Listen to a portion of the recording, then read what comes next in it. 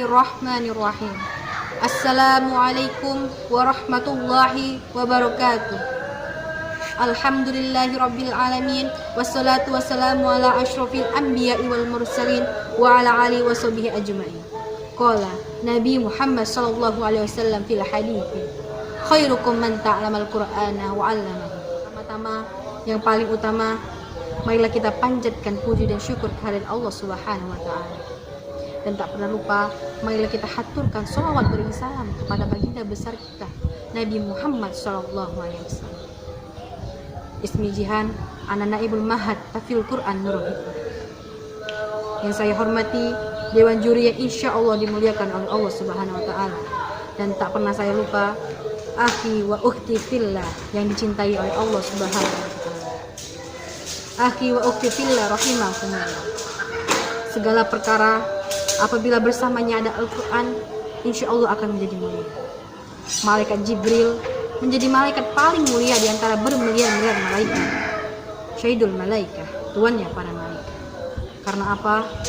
Karena Allah Subhanahu wa taala memberinya tugas untuk menyampaikan wahyu yang berupa Al-Qur'anul Karim. Nabi Muhammad sallallahu alaihi wasallam menjadi nabi yang paling mulia di antara nabi-nabi yang lain. Karena apa? Tabarakalladzi nazzala al-furqana ala abdihi. Allah Maha Pemberi berkah. Allah menurunkan Al-Qur'an kepada hambanya.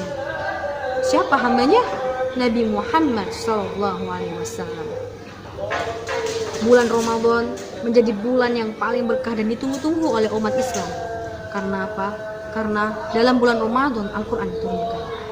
Dan pada saat bulan Ramadan ada malam yang paling mulia di antara malam-malam yang lain. Malam Lailatul Qadar. Inna anzalnahu fi Lailatul Qadar. Pada malam Lailatul Qadar Al-Qur'an diturunkan. Dan dua kota yang menjadi kota yang sangat mulia di antara kota-kota yang lain, kota Madinah dan kota Mekah. Karena di dua kota inilah Al-Qur'an diturunkan.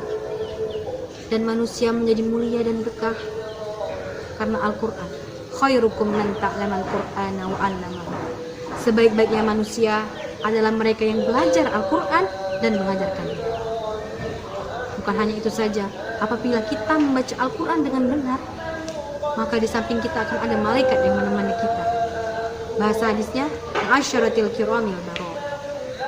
Selain ada malaikat yang mendekati kita, Allah akan menaikkan derajat kita apabila kita menjaga Al-Qur'an. Innallaha la yarfa'u bihadzal Qur'an aqwan wa yadha'u bihi akhar. Allah akan menaikkan derajat suatu kaum dengan Al-Qur'an dan Allah akan merendahkan suatu kaum dengan Al-Qur'an. Bukan hanya itu, Allah juga akan menjadikan kita keluarga Allah apabila kita ahli dalam Al-Qur'an. Inna lillahi ahlina minan nas. Qala man hum ya Rasulullah. Siapa ya Rasulullah golongan tersebut? Rasulullah menjawab, Ahlul Qur'an hum ahlullah wa khassah. Mereka adalah ahlul Qur'an, hamba pilihan Allah yang menjadi keluarga Allah Subhanahu wa taala. Hadis riwayat Ahmad. Bukan itu saja, ukhti wa akhi fillah rahimakumullah. Pada saat perang Uhud, banyak jenazah-jenazah yang berkafaran. Nabi lalu mendatangi para sahabat dan bertanya, siapa yang paling banyak membaca Al-Quran, maka dialah yang akan dikubur pertama sekali di liang lahat. Karena dalam satu liang lahat itu lebih dari satu jenazah. Sahabat yang dimuliakan oleh Allah, marilah kita menjaga Al-Quran agar hati kita damai dan tenang. Namun masih banyak sekali ukti wa akhi fillah di luar sana yang menyangka bahwa Al-Quran itu susah untuk dimengerti, susah untuk dibaca, dan susah juga untuk dihafal. Padahal Allah Subhanahu wa taala menjanjikan 4 kali janji dalam surat Al-Qamar yang berbunyi walaqad yassarna al-Qur'ana lidzikri fahal min mudzakir, yang artinya Allah akan mempermudah Al-Quran.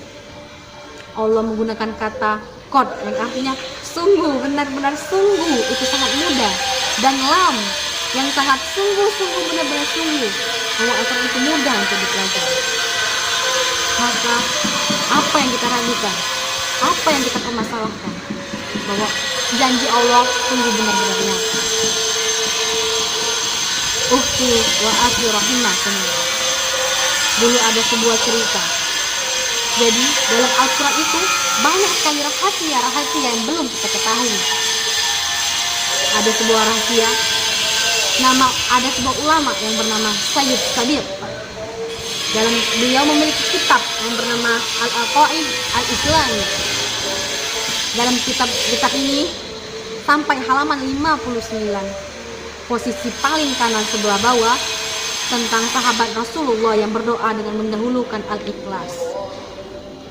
Beliau berkata, Allahumma inni as'aluka innaka antal ahad as-samad. Aku percaya bahwa Allah yang paling ahad dan aku bergantung kepadamu ya Allah.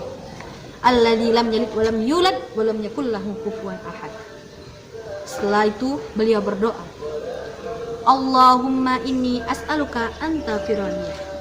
Ya Allah, ampunilah semua dosa-dosa. Lalu Nabi Muhammad SAW mendengar doa dari para sahabat tadi. Rasulullah menanyakan, apakah kau tahu bagaimana cara engkau berdoa? Engkau berdoa dengan menyebutkan nama Allah yang paling utama, maka doamu akan diangkat langsung oleh Allah dan akan dikabulkan oleh Allah.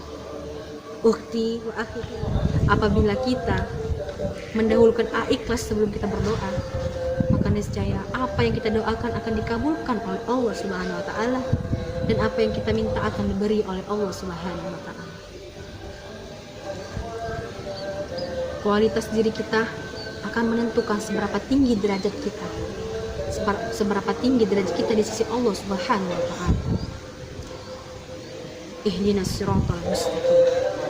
Jazakumullahu khairan. Akhirul kalam. Wassalamualaikum warahmatullahi wabarakatuh.